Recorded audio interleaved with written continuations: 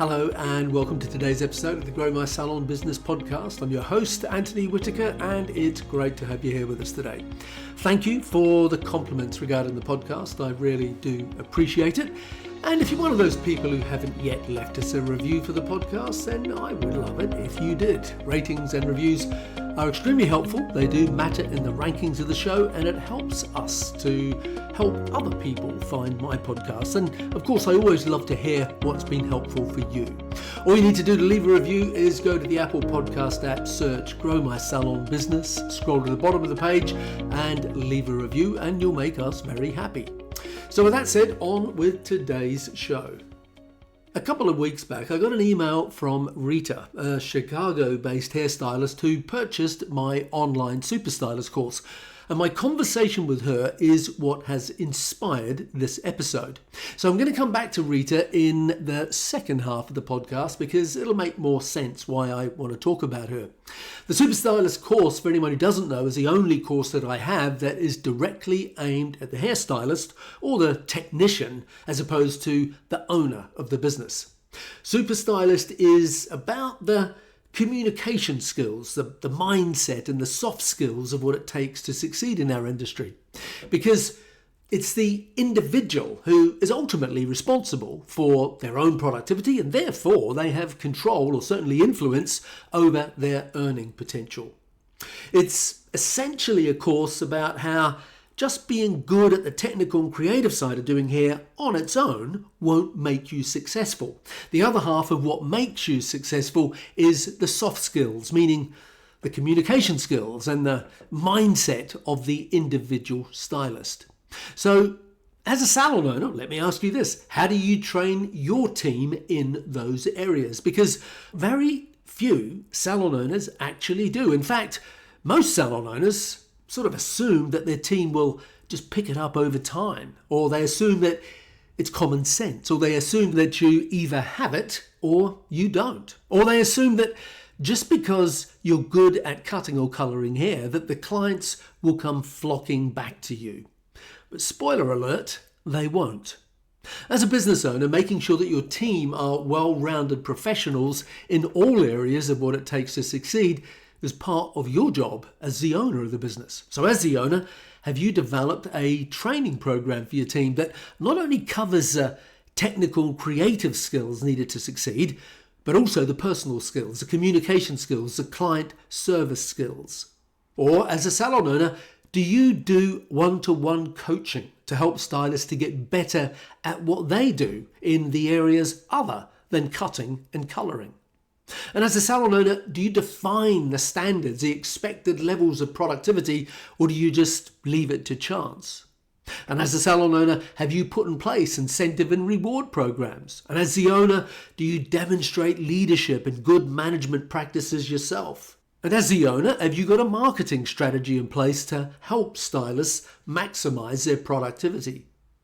There are multiple areas of growing a successful, profitable business that as the owner that you need to get right. Whether it's dealing with the day-to-day management functions of a business, or the financial functions of a business, or the marketing functions that go on within a business, or the HR side of the business. Everything from recruitment to training to creating career path and other opportunities for those that are on your team. Now, all of those are important, but ultimately, the success of the business is when and where it all comes together or not. And what I mean by that is what I refer to as where the rubber meets the road, meaning that when the stylist is standing behind the chair, that is what I call the moment where the magic either happens or not. That is where the great consultation happens or not. That's where the client's inspired or not. That is where the relationship, the professional relationship is built or not. That's where the client has a great experience or not. And that's where they're educated about what to use on their hair at home or not. And that's where they feel that they've got value or not. And that is where they decide whether or not to come back. So why do so many salon owners leave it to chance that somehow all of those things will just happen because a stylist has been taught how to cut and colour hair? So now let me get back to the beginning of this podcast when I mentioned an email that Rita had sent. Rita is a stylist working for someone else, and she purchased a Super Stylist course for herself, which is quite unusual in itself. But she emailed me asking me whether she should also do my one-to-one coaching program. So I got on a call with her to see why she felt that she needed one-to-one coaching as well as the Super Stylist course. So if you had to take a guess, let me ask you, who are you thinking that Rita probably is? You see, I'm thinking that Rita is probably young. I'm thinking that Rita is probably new to the industry, maybe been in it 1 or 2 years sort of thing. But when I got on a Zoom call with her, she's been hairdressing about 20 years, and we had a great conversation. Rita was positive, she was passionate, she was looking for distinctions about how she can do it better. Many other stylists, after 20 odd years in the industry, are completely burnt out. They're negative, they're disillusioned, and in a lot of cases they've given up, and let's face it, a lot of them have already left the industry way before the 20-year mark. But not Rita. We talked about her challenges that she faced every day. We talked about all the usual things like retail and rebooking and getting more referrals and client retention. All the stuff that rarely matters when it comes to productivity. We talked about the minor distinctions about how you communicate when advising a client about retail, or about the minor distinctions that you make when you're talking about rebooking or developing the client experience, or about building better relationships with the aim of locking those clients into you. And some people would have missed the point of that conversation. Some people would have been looking for the shortcut, the magic wand. But not Rita.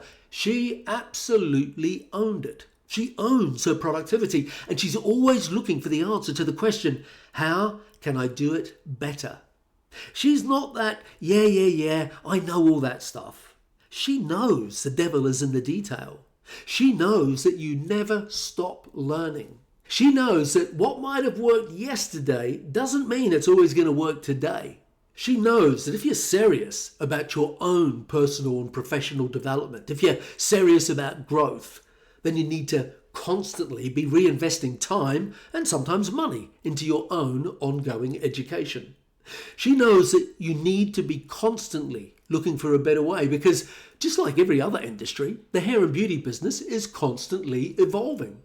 The consumer expectations are constantly changing.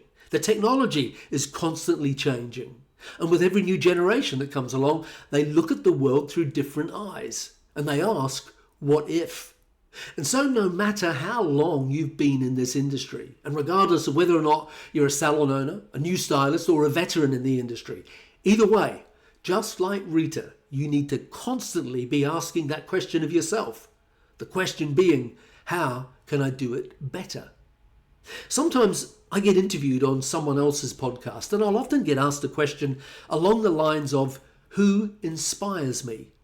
And of course, you could answer that question in lots of different ways and name people like Vidal Sassoon or Trevor Sorbie, or you might say people like Nelson Mandela or the Dalai Lama. And certainly people like that do inspire me. But in reality, I get inspired by people like Rita, because there needs to be more Ritas in the world, people who are always looking for the 1% improvement. And that is what inspires me more than anything else. So that's enough of today's rant. I know I got on my soapbox a little bit there. But with that said, we need to start wrapping up this week's episode. So for further information, if you want to find out more about the Super Stylist course, then go to growmysalonbusiness.com/course/super-stylist, and I'll put that link in the show notes. So have a great week, and don't forget to tune in next Tuesday for another great episode of the Grow My Salon Business podcast. Bye for now.